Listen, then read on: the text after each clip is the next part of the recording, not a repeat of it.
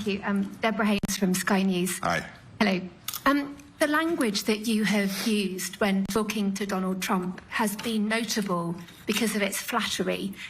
Today you called him Daddy, and you sent a text message to him that was gushing with praise.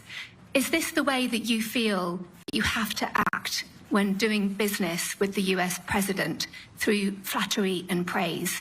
Isn't it a bit demeaning, and doesn't it make you look weak?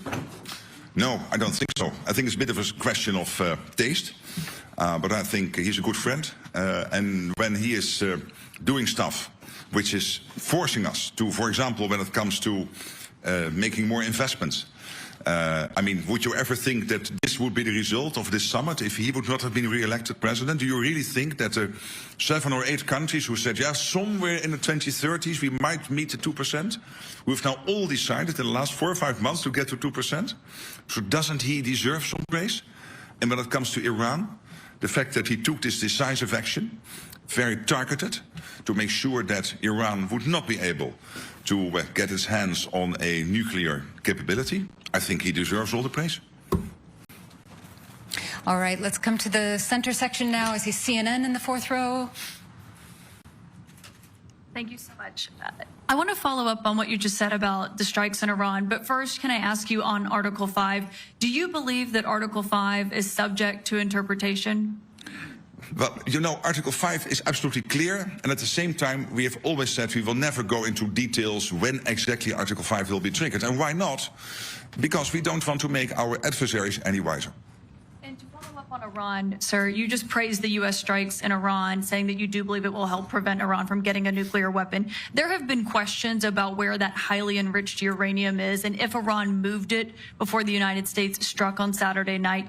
Do you have concerns about that and whether or not it poses a threat to NATO? Look what happened last weekend. American B-2s, nobody in the world is able to do this. Only the United States. You are 25% of the world economy. You are by far the biggest military power in the world.